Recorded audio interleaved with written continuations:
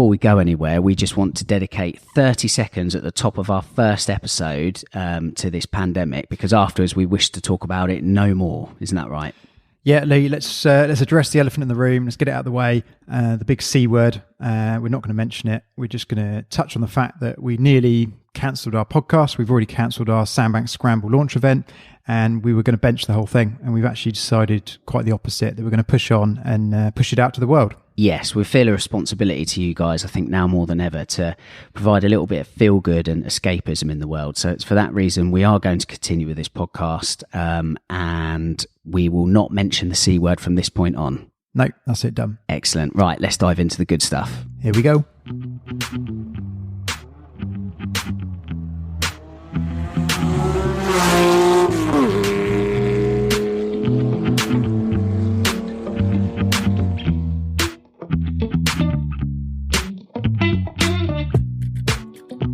Welcome to Road to Redline. This is the Porsche podcast dedicated to the people and the stories behind the world's finest sports cars. My name is Lee Sibley. I'm the editor of Total 911 magazine and also the proprietor of the YouTube channel That 911 Guy. Joining me today, and in fact every episode going forward, are two stellar gentlemen utterly immersed in Porsche car culture. We have Mr. Andy Brooks. Good evening. And we have Mr. Joe Williams. Hello. Gentlemen, this is going to be a riot, isn't it? The journey begins. Why are we doing this for a start? I mean, we just need something to do, like middle of the week. We were a bit bored, I think. Yeah. Well, look, we're all Porsche owners for a start. We all own 911s. Andy, quite different 911s. Very, very different. Yeah, some of us being serial 911 owners or Porsche owners. What do you own, Andy? Yeah, I've got a 993 Carrera 2. First 911? It is, yeah. First Porsche? First Porsche. Excellent. Yeah, always wanted one for many years, but finally got around to doing it. Okay, excellent. And Joe, what's in the stable? A 912, 1967, so getting on a bit now. Pretty much original as it came. The classic Porsche four-banger. Yeah, a bit controversial. Love them or hate them. I'm definitely in the first camp. What car are you driving then? A 996 at the moment. 996 at the moment. Gen 1 Carrera. Well, it'll probably change one day, won't it? I won't get buried in the thing. But yes, it's a 996 Carrera, and it's good fun despite what the Air Cool Brigade think. I don't think that at all. Stoking the fire for later on. What number Porsche is that for you? Is that 3? Number 3, yeah. Number 3. So you're getting through them then? Well, you've had more than that. How many have you had? Handful. Yeah. There are so many stories, and what we plan to do in upcoming episodes of this podcast is introduce you to us three mortals sitting around this table. We've all got quite different stories and different backgrounds that's all kind of led to us doing this Porsche oriented podcast. So the plan is, I think, to dedicate roughly one episode to each of us, where the other two people present, yes, will very much interrogate the third person. And the whole idea is that you get to know us, and also we get to know us as well. So going back to what to expect on our podcast, I mean, from my point of view, I think we're going to be, yes, very Porsche-centric, a bit of track-related stuff, potentially. I think we've all got an interest there. Yep. And some trips as well. I think there's a variety of trips we're going to, collectively and separately, and events. I think there's a whole list of events that are up and coming as well. So I think covering some of those before and after could be quite interesting as well. Yes, and we also planned, didn't we, too? So there's three of us doing it as like the main bulk of the podcast, if you like. Yes, the core. Excellent word. And yes, so the plan is to get somebody in every week as a panelist, shall we say. So somebody that can sit down with us, we can give them a bit of interrogation, find out what their Porsche story is. And we'll also have some extended interviews with people from the wider Porsche industry. So from within Porsche, outside Porsche, other specialists, other personalities, if you like, that will make this brand tick. So that's our setup for Road to Redline going forward. Talking of Road to Redline, how did we come up with Road to Redline as a name? Well, we picked it out of a hat, didn't we? Pretty much, wasn't it? It was best of a bad bunch, I think. Yeah, it was. Yeah. I actually like it. I think it's really good. I'm glad you like it, because it's kind of it's our name. stuck. Yeah, we've got to roll with it now, Yeah. haven't we? Yeah, there's podcast. I think we all quite like a podcast, don't we? We all have various different podcasts we listen to. But I mean, look, hey, from our point of view, is we're going to have a bit of a giggle doing this, and if people listen to it, then even better, isn't it, really? You know? Absolutely. Yeah. Well, look, I think it'd be prudent to maybe discuss a little bit more or reveal a little bit more about ourselves and how we even know each other, first of all. Good plan. Andy, over to you, mate. Who are you? Yeah. How do we know each other? I think I stalked you on Instagram. Pleasure was all mine.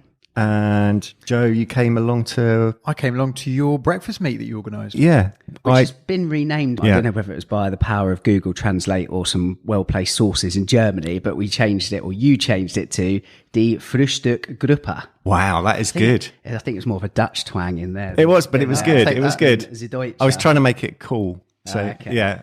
The sticker looks good. The sticker looks absolutely fantastic. Just no one can pronounce what this club's meant to be called anymore. So I started the breakfast group as we No, what's it called? No, I'm not going to go for that. No. How official do name. people know what it's called? Well, because you just said it. But what was you it? I said can't it so remember. well. And it's on Instagram. What is it called? Sorry, I love it. That's fantastic. He's made a club he can't pronounce. Fantastic. Absolutely fantastic. And you know what we need to do? We need to find loosely English words that sound similar so you can get away with it. So like the second bit, how do you pronounce the second bit? Frühstück. No, the last word. Gruppe. So grouper. There you That's go. easy. Fish, Yeah. grouper, done. What's the first bit? Die No, the first word. Frühstück. Frühstück. Fruit stick. Fruit stick grouper. Close fruit enough. stick grouper. To be honest, it's more of an accurate representation of the people within the group. Yeah, It's bunch all of about fruit sticks. Fruit Loops. Yeah, exactly. And yeah, you've put together an impressive haul of local Porsche. Yeah, we've been out enthusiasts. some good runs. Good little runs out weekends and Yeah. also weeknights as well in the summer. Yeah, in all weathers as well, which is pleasing Yeah, because absolutely. I think particularly these days people are more inclined to garage cars, which we'll probably maybe talk about in a future episode. But no, it's great. It's great to see enthusiasts that own these cars and actually drive them as well. Yeah. So I'll second that. Definitely. yeah, kudos to that. So yes, the Breakfast Club as I guess that's how we joined forces in a way, isn't it? Through that. absolutely, yeah. Well, Yeah. Okay, yeah, cool. So that's kind of us, isn't it, really? And the cars we have and how we've come across each other. The plan is, roughly speaking, to have a few different topics to discuss each week, both as us, as a three, also with our panelist and also with our interviewee. Although the interviewee is more focused, isn't it, around their particular story and what Yeah, I that's think around I it. think our panelist is more sort of local people that we know that we can drag in and just hound and harass might and even get a beer out of it. take the piss out of them. I think the panelist is Yeah. more of a chat as opposed to an interview. Yes. Yeah. So to take part in the weekly activity Yes. as being I think the our interviewees are going to be quite focused and drilled for information. Yeah. Okay. Well, look, we've got a rough list, haven't we, for people that we would absolutely love to interview, and hopefully you guys listening might value the interview as well. But it goes without saying, if you've anyone that you'd love us to interview or get in touch with to be on the podcast, drop us a line. I think I said earlier on, Absolutely. our social media handles are all in the description to this podcast. So give a tap onto that and let us know, really. We'd love to hear what you think. Okay, so we did mention, I'm sure, at the top of the podcast that we would be interrogating one another so that you can find out a little bit about us, but also we can find out a little bit about each other as well. Sounds good. We Sounds will good. certainly start with one, hopefully two of us this episode, and maybe leave the last one of this fantastic trio for next episode. But we have decided to interrogate Joe first because with Sam who is Williams, Joe? he's usually last in the list, isn't he? So Yeah, so I'll go first instead. Can't wait. Well, see, your car history fascinates me because I've known you 6-7 years, and I still feel like I haven't even scratched the surface as to what you've owned. And I mean, why as well? Like, there's Really? I mean, there's some cool Porsches in there, definitely an eclectic mix, but there's a buggy in there, and I just feel like you've Bit of a checkered past, I'd say. yeah. So come on then, give us some highlights. Highlights. I think I just like variety. So I think I said before, well, I haven't said before actually, but yeah, so my whole car life started very Volkswagen centric, air cooled. Yeah, early Beatles, that sort of stuff was the big interest. Started going through the car shows, that sort of led into that whole sort of scene.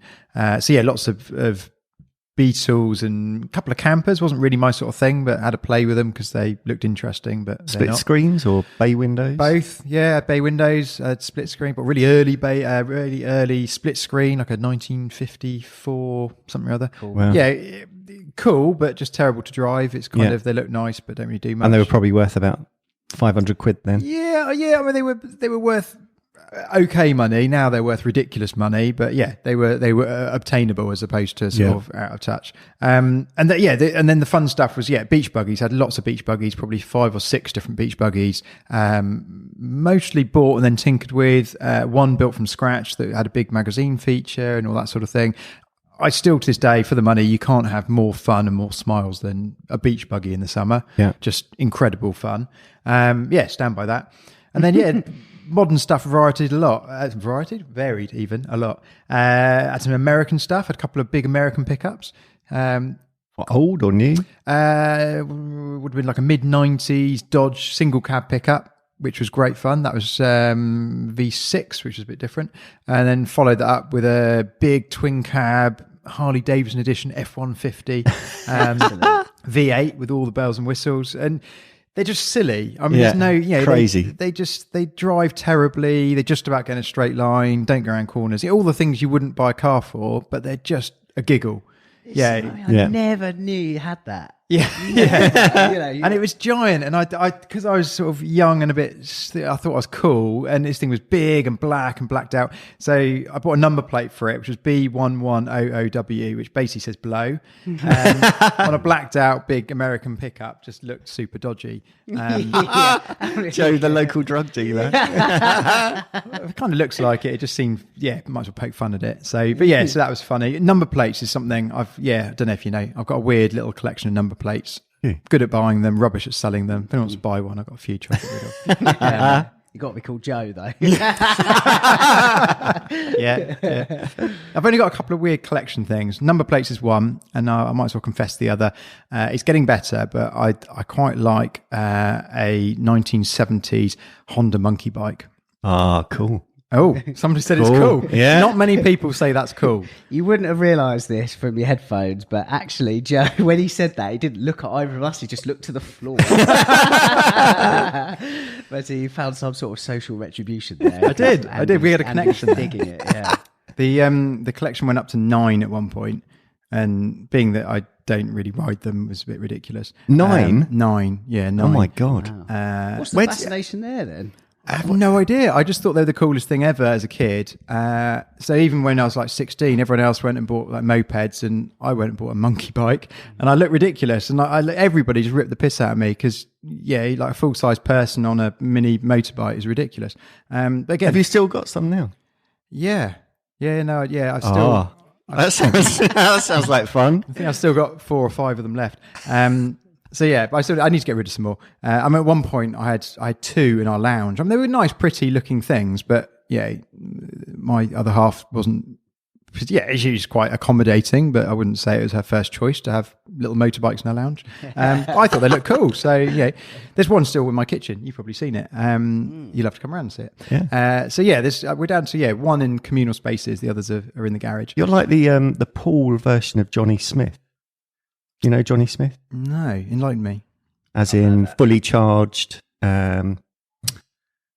He's been on lots of car stuff. I'll have to. Okay, you'll have to educate me on this one. I will. Sounds like I need to know. Yeah. So 2 weird collection things. Honda monkey bikes. They've got to be Honda originals, not Chinese copies, and they've got to be early 70s things because I think they're cool. Number plates, again, I just think they're silly. Some people get it, some people don't. I think they're quite funny. So quite like that. Go on, daftest number plate. Wonga. Really? Yeah. Made you laugh. Yeah, well, they've gone bust, haven't they? So. Silly stuff like that. I've got things like Joker. I had an Aston Martin for a bit. I've still got the number plate F1 Bond. That was just, again, that's cool. Smoking around with that on an Aston was quite good fun. Just silly stuff like that. Real, again, an eclectic mix. Interesting to me, probably not to anyone else. Car stuff. Going back to the cars. All sorts of weird and wonderful stuff. I mean, I had some boring stuff in between. Bought one of those. What's the Maserati with the sort of what do you call them? Boomerang rear lights. Oh yeah, they were classic when they came out. Ghibli? No, I've No. absolutely no idea. It's It's the a little bit Grand- older. It's sort of this is the model before the Gran Turismo. I'm terrible with remembering. I think it was the first Gran Turismo. Was it? wasn't It was that sort of Yeah. thing. But it was. I mean, it was cool. I bought it. It was bright red. It was going as an absolute deal. I thought, yeah, great. And brilliant looking car. And this thing was like a V8. It was V8 supercharged, I think. Or they turboed. I think they turboed. So I think it's like V8 turbo. And this thing was just mental. Just went sideways on every corner. It was Crazy absolutely noise. yeah, and I bought it. I had a bit of fun with it, flog it on. Some guy rocked up and he'd driven all the way from Germany to pick this thing up. And I was like, buying it? To buy it, yeah. And didn't really think it wasn't mega money. It was like, I think whatever I paid for it, and it was like 10 grand or something. It wasn't silly money. Yeah. It was that sort of when everything dived down. It was sensible money. Anyway, long story short, he gets this book out, started showing me these pictures, and said, "This is this car." I said, "What do you mean?" Anyway, long story short, he'd done the Gumball Rally. And it had been to some tuning house, and it had all this tuning stuff done to it. He'd already paid me the money and done the logbook before he told me. But he basically said, look, this car's had all this stuff done, and it's actually, it did really well, and it was in the Gumball Rally. And So did he owned it originally? Or I don't know if he owned it, but he knew of the car and followed it, and something, because he asked for the chassis number before he came over to pick it up, just to confirm something. Apparently they only made so many in this red or whatever. I mean, he was obviously geeking out on the car, but he knew it, and he drove all the way from Germany, picked this thing up and drove it back there.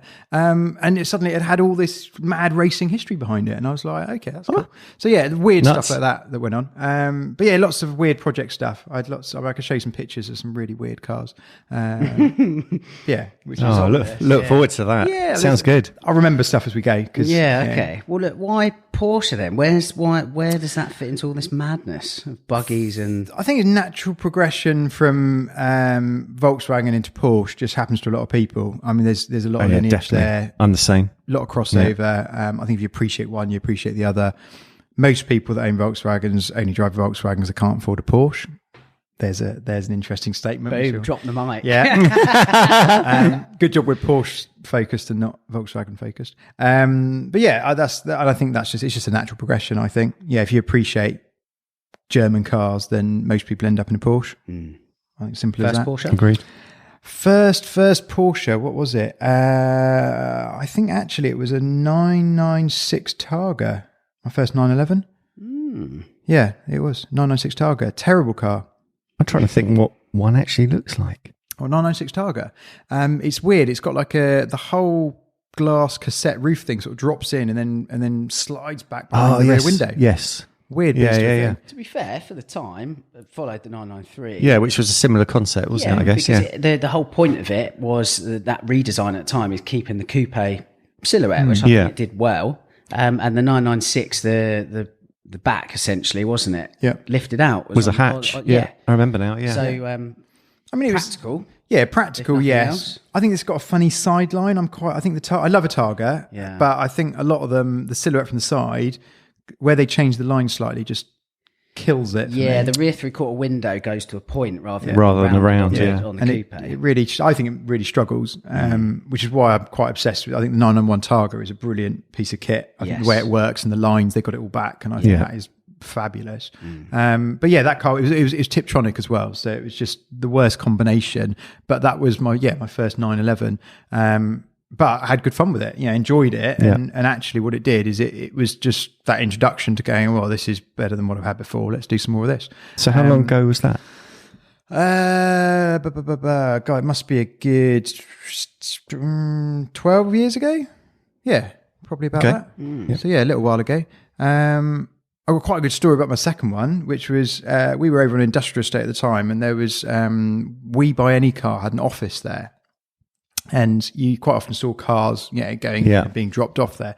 And I know I pulled in the car park, and I saw this guy in a We Buy Any Car shirt waving in this nice 997 cab, and it was about 3 years old.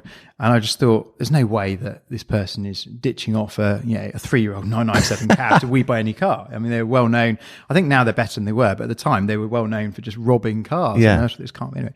So I've sort of run up to this guy and tapped on the window and said, you're not selling to them, are you? And he's like, well, actually, yeah, I am. He said, I've got, whatever company car coming. I just need the cash out of the car. And I need it like today. And it just timing was just right. I think I just flogged whatever I had before and sort of had some money ready to go. And anyway, long story short, I give him literally a couple £100 more than We Buy Any Car I'd bid him on this 997 cab, and took it and just did the deal there and then. And it was excellent, brilliant. And drove this thing home. And my other half, had always said would love a 997, love a 911 cab. Yeah. I'm not a big fan of cabriolets. I'll just chuck it out there now. It's not my cup of tea. Never has been. Don't think it ever will be. But I knew that was, it was on her sort of list. So I drove this thing home. And at the time we had quite a small baby at the time. So really practical family car. But rocked up with this thing and off it went. So we had that for a couple of years. But really good fun. Probably didn't realise how good it was. It was really low mileage, really good condition, really good car. What colour? Silver, blue hood, blue leather. Dark blue, which is nice. And I had I did weird things to cars. I painted the wheels navy blue, which against the silver, I thought it set off really well. Again, a bit of a Marmite choice. You probably wouldn't always. I think I actually had a set of wheels from a car I had before. So they were actually, sounds awful now, but they were 997 turbo wheels, the sort of diamond cut that, I don't know why I had them. I had a set of them hanging around. So I went, okay, we'll paint those and put them on the car because the standard wheels were just not very exciting. Yeah. And then somewhere in between there, I went into, how did it happen? I think it was that car. Battery died. Just died out of nowhere, died a death. Literally, I think it's quite common. You wake up one day and they're dead. And when they die, it's a bit of a faff. I can't remember the ins and outs of it, but it had to be reprogrammed or something. Immobiliser and all that sort of thing. It ended up going to Porsche Bournemouth, which meant I ended up in Porsche Bournemouth, surrounded by lots of other Porsche metal. And I think that's where I first met Carl. And he sold me a Cayman. And that's how the Cayman attachment came about. Okay, so 987. It was 981 now. 981. Okay. Actually, I've completely lied already. My first Porsche was a Cayman. Really? I've just remembered. Sounds memorable there. No, before all of that, turn the clock back. So I was thinking 911. Before that, I had when they just, literally they were, it'd been out a year or so, 987 Cayman. Really? Yeah. See, I never knew. I always thought 996 Targa was your first. Yeah, no. It was his secret love. Yeah. But it was a baby engine, 2.7 manual. Yeah. I think I put it through business at the time because company cars kind of work. So I just threw it through as a business company car on a lease. So literally, it had no options. I literally just went. It was like cheap as chips on this lease deal. It had nothing, literally nothing. Like whatever you get out the box, which, as you know, Porsches don't come with much. Cloth interior. Not that far. It was.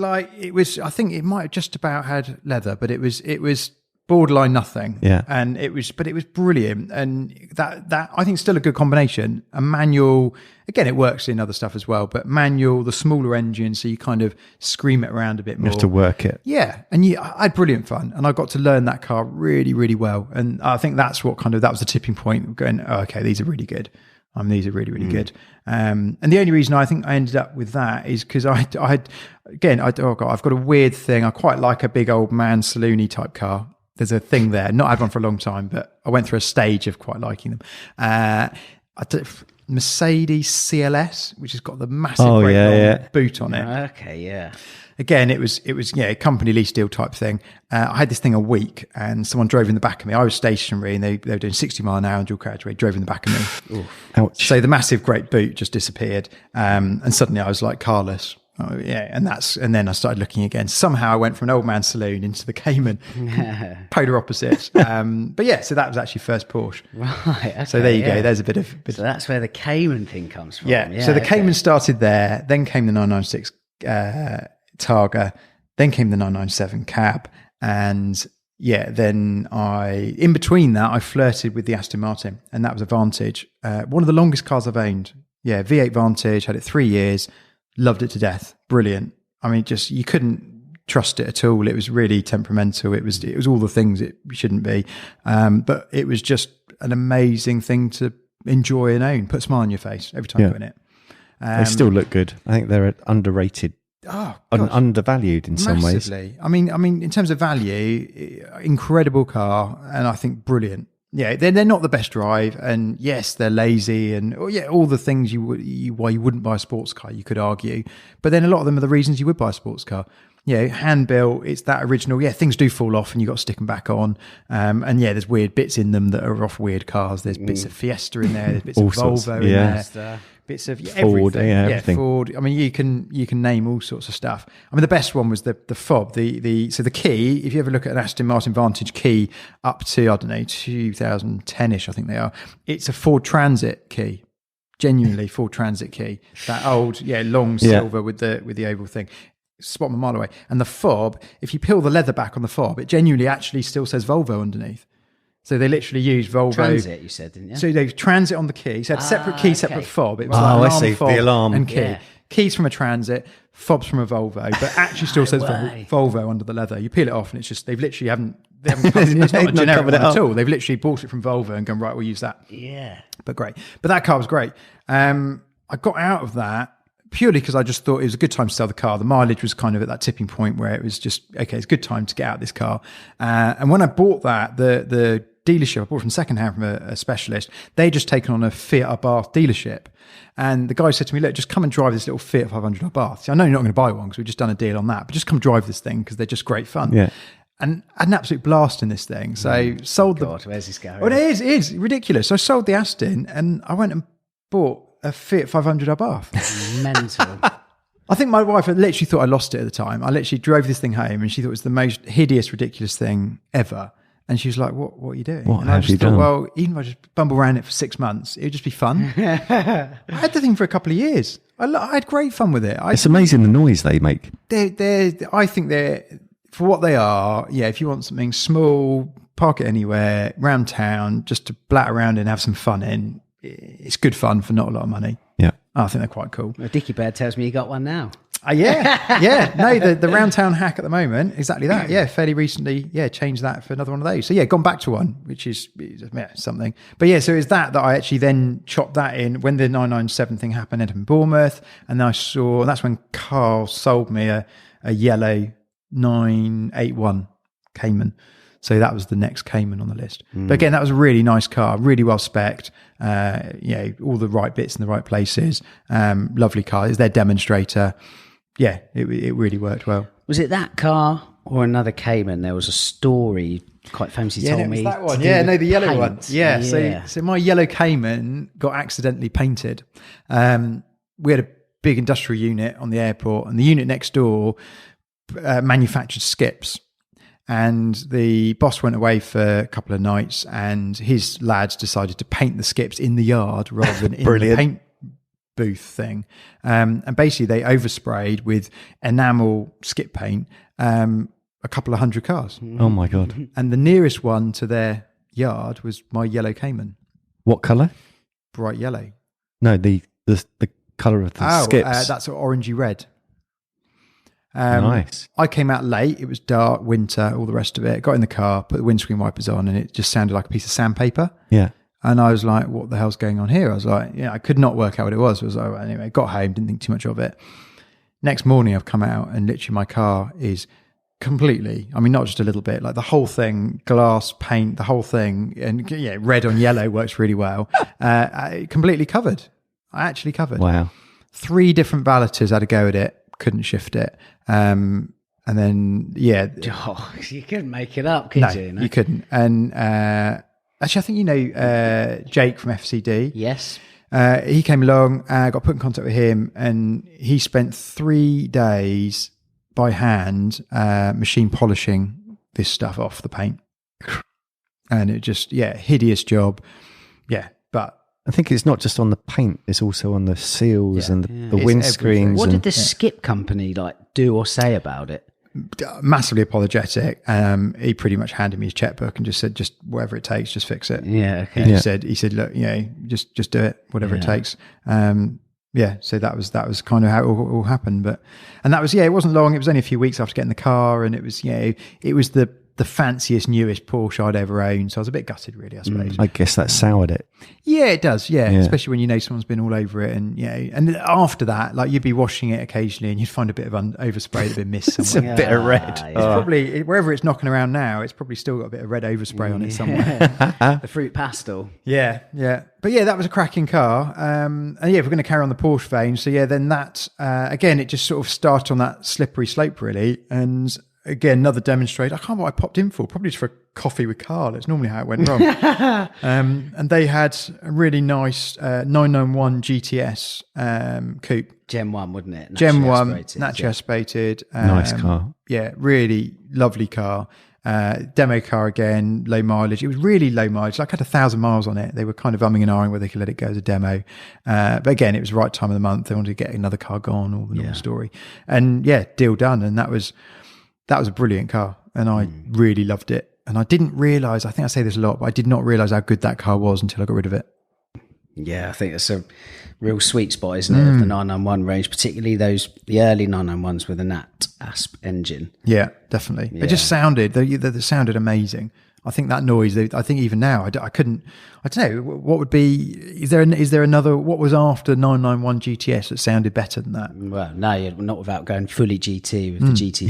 Yeah. There isn't one. It's a nice, like, raucous note that isn't forced like the turbos with their kind of makeshift popping and banging, isn't it? You know? But even all out GT cars, absolutely love them, but they're a bit more obnoxious. Yeah, I would say, and I think that car has a brilliant sound. I think I really did think they just got it so right, and I got really comfortable in that car. You know, you get so comfortable in a car where you can really drive it, push it, enjoy it. And that was nice balance. Yeah, it really was. Yeah. And again, then something similar happened where I ended up back in the Porsche Centre for a coffee, and there was this. I don't know if they'd done. No, they hadn't done the deal. It came up conversation. There might be the. This is the time when GT cars are really hard to get hold of. There might have been an option coming up to get into a GT4, and it was Mexico blue, paint to sample, club sport. Yeah, all the right bits in the right places. And yeah, long story short, ended up doing the deal, which meant obviously GTS going back. Yeah. Got into the GT4. It was a bit of a dream pin-up car for me. Really always held it in high regard. Loved the Cayman thing. Just a perfect mix. It was the ultimate one to have. Any shortcomings? Loads. Brilliant car to drive, which I think is, it won all the different awards for driver car of the year, and which is great. Living with a roll cage and the 918 buckets. Dailying. Daily, yeah. Cup 2 tires daily, 918 bucket seats and roll cage and fire extinguisher and all the rest daily. Yeah. What you remember as well, the GT4 has the wing, the rear roll cage, perfectly lined up so you can't see anything in your rearview mirror. Right. Yeah. And obviously they don't come with any parking sensors at all. So you literally trying to park the thing anywhere is hard work. Yeah. And you're strapped into a silly seat that you can't see around, and plus it's a leery loud colour, so you look like a bit of a prat, and everyone can has a good watch. So living with it daily was, I mean, don't get me wrong, you just get on with it and you enjoy the car, but it grates after a bit.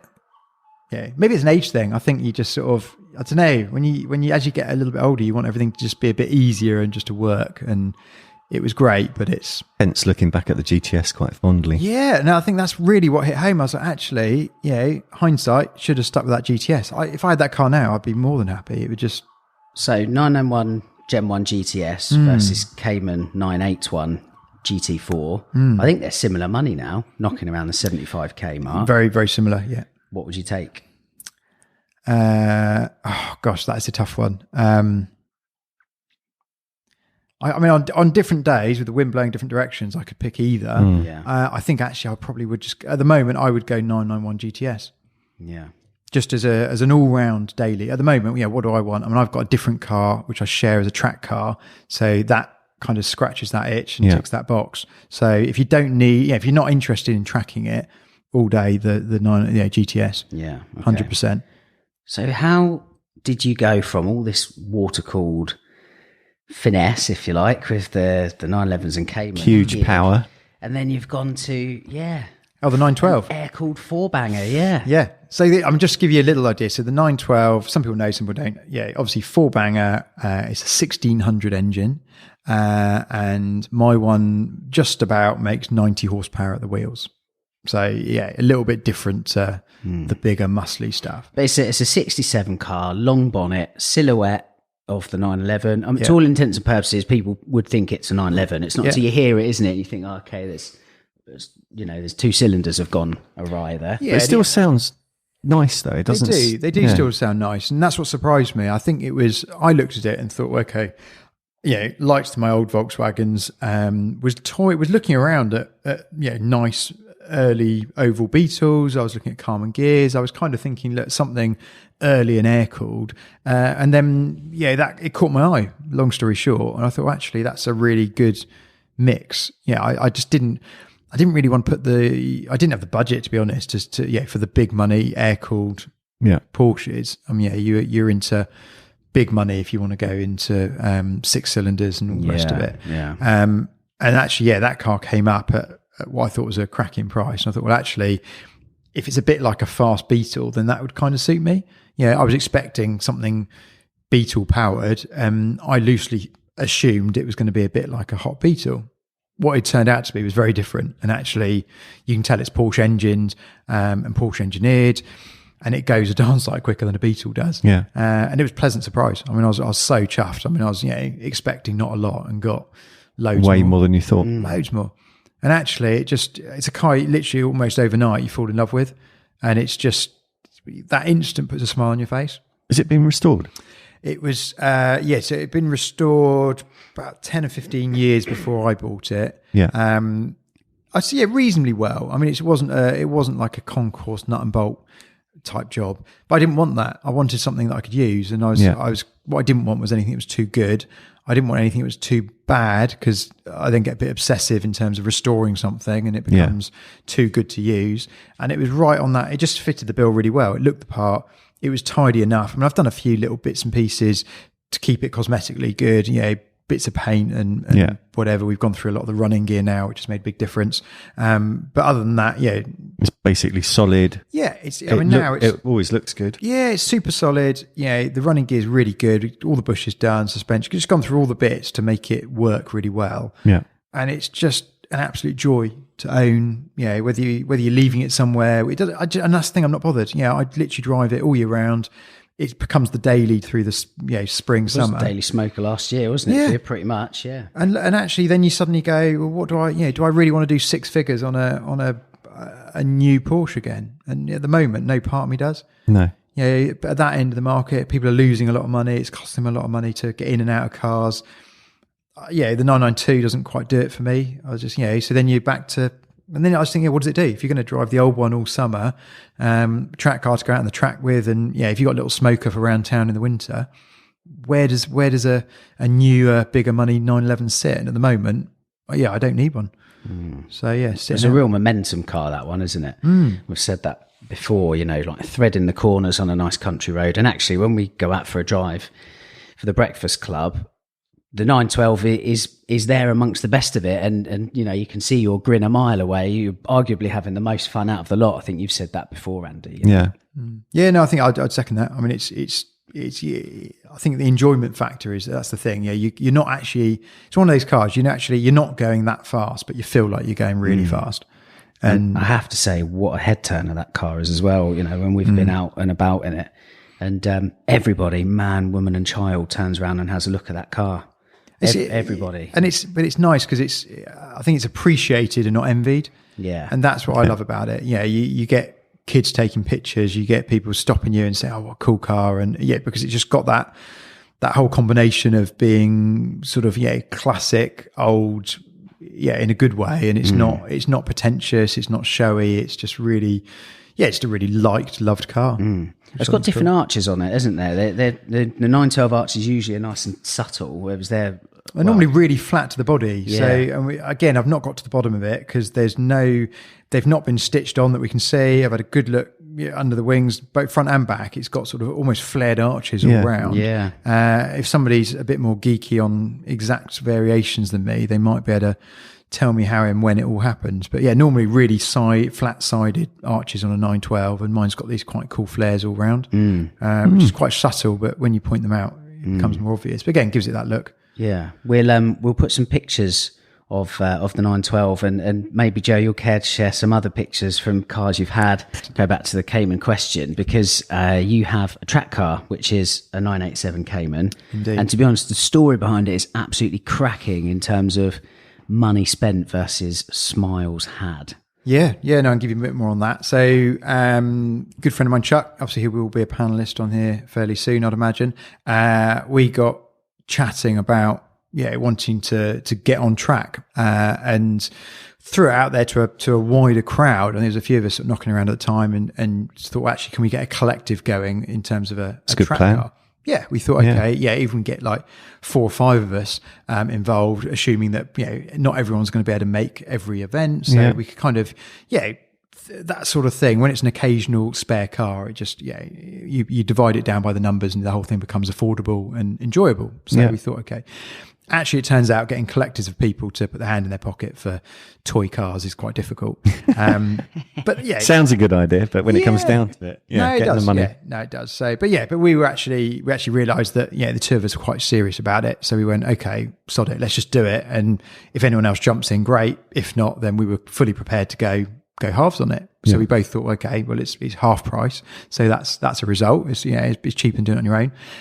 Because it turns out we chatted to there's a mutual friend, which I think we all know, who's gone through the Porsche racing at what sort of level is that? It's not pro. It's no, so that's not Porsche Club Championship, isn't it? Sorry, Porsche Club Championship. And we're getting the rundown on some of the costings to run a car, and you're into 6 figures to run a car for a year. That's for a 996 Carrera, isn't it? Converted to race spec.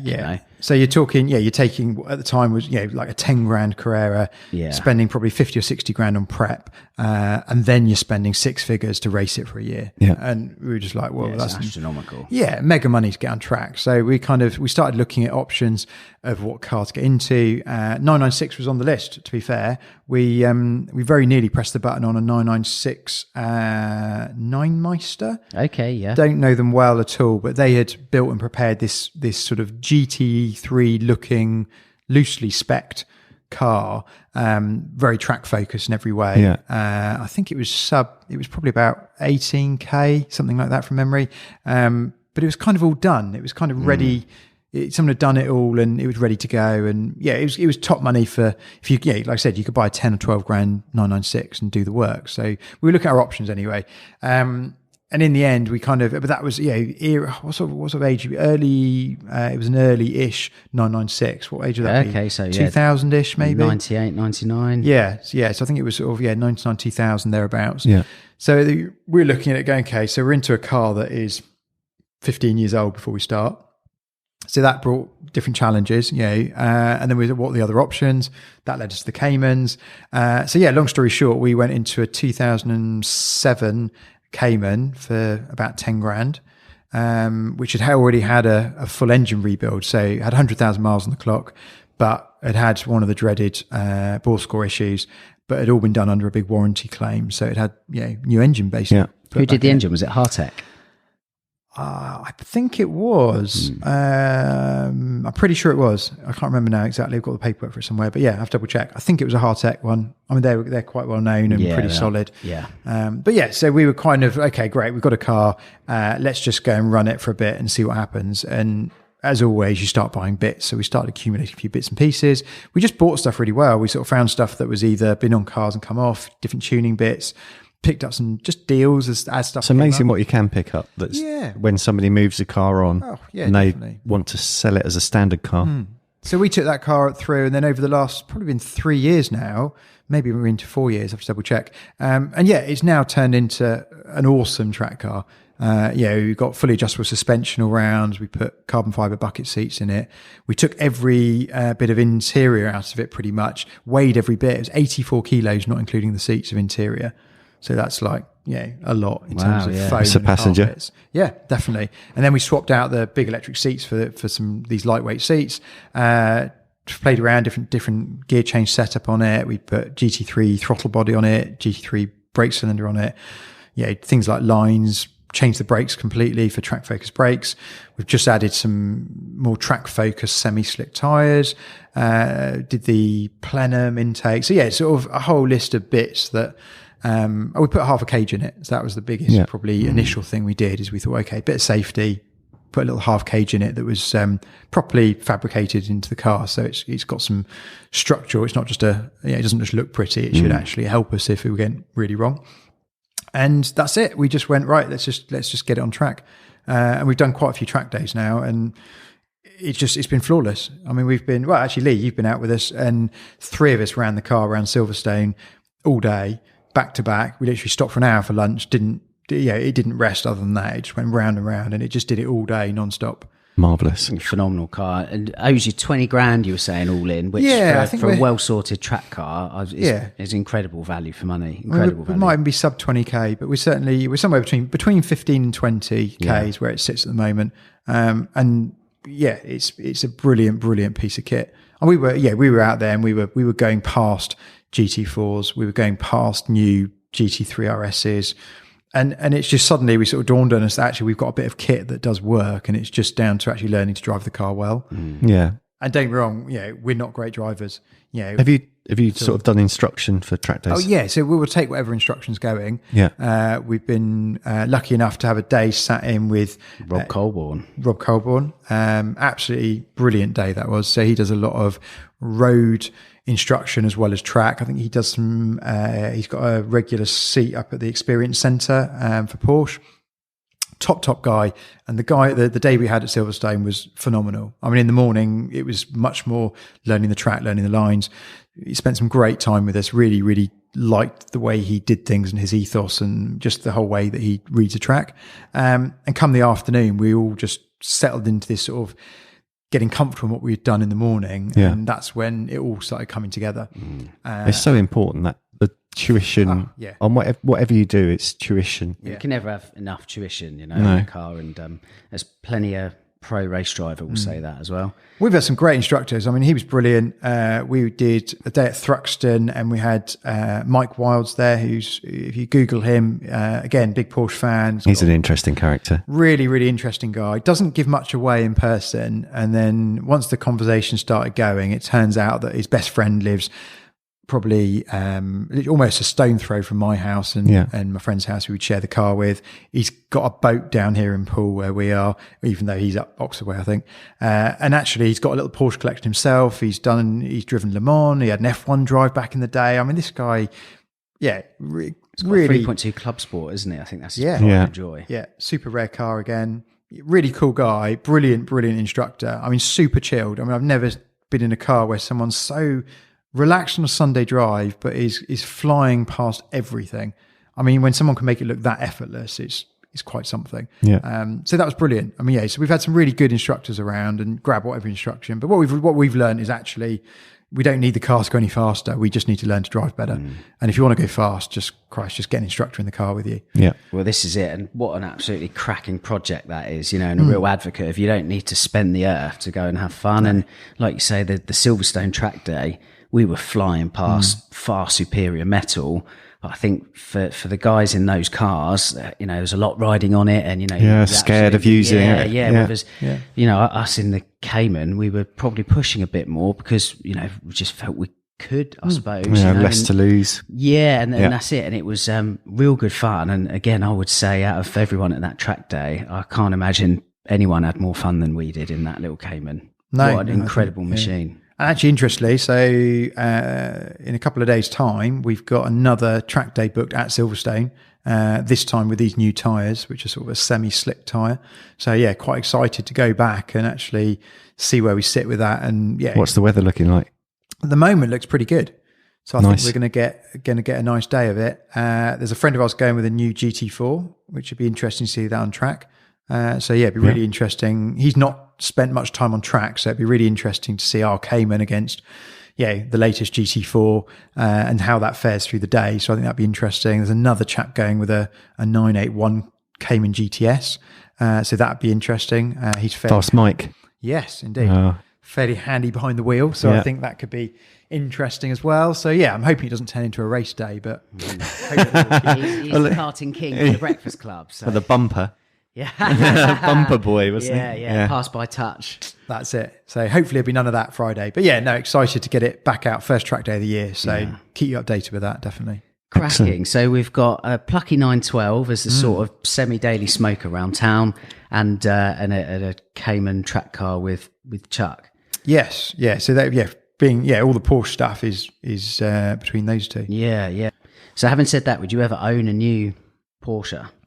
Because you said you've never owned one and you'd like to. Yeah, I would like to. I think if I owned a new one, I'd like it to be a GT car. If I'm honest, you've got to play the game. Well, I'm hoping that at some point there's going to be a little bit more of an honest, straighter dealer principle come sales focus, where they're going to turn around and actually find people that want to own these cars, drive these cars, and be advocates for the brand. And that's what I'm hoping. And I'm still hopeful that at some point someone will pick up the phone. I was very surprised a few times when different things happened that didn't happen. To be fair, I think actually at the very top level it does happen.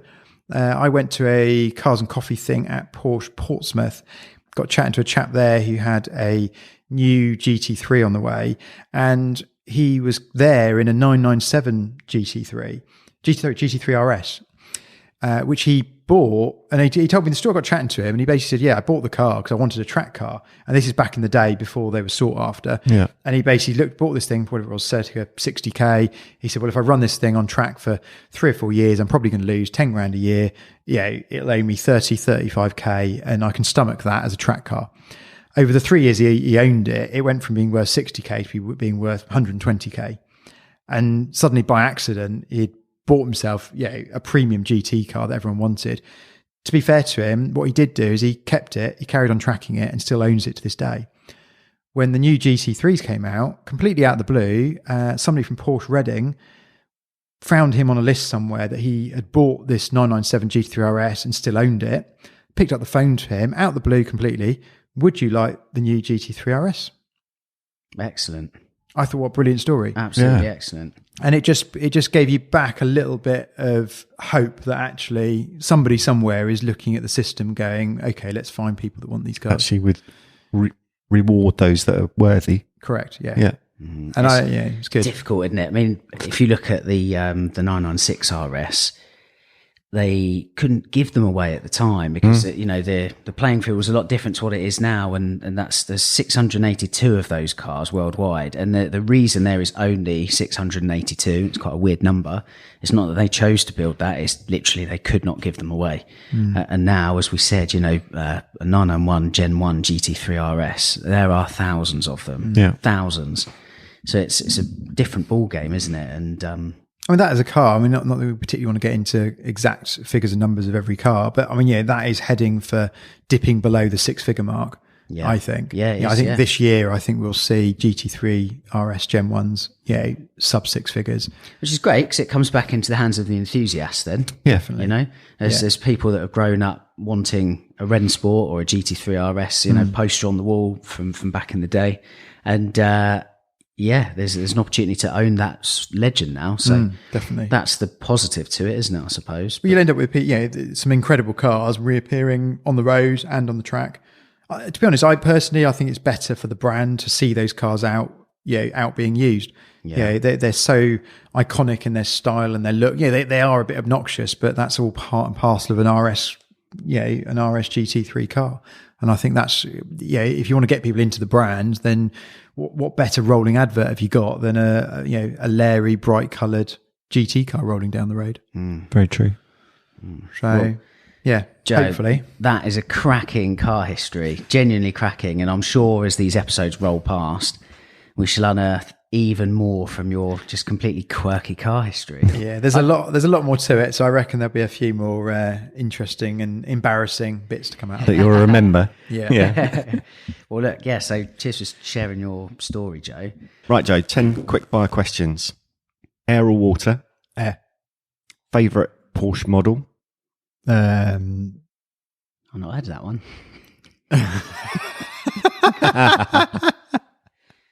Early.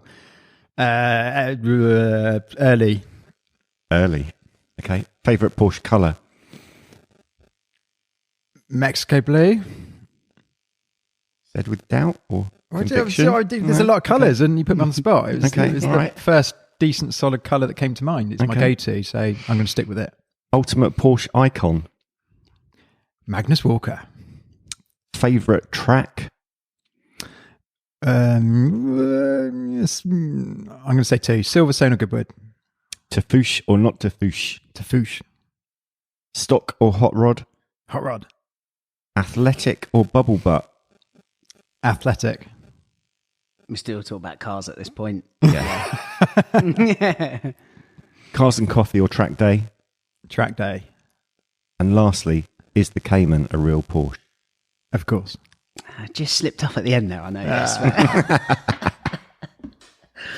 Excellent. The quick fire questions are done. Yeah, your shoulders have dropped after that. The pressure is off.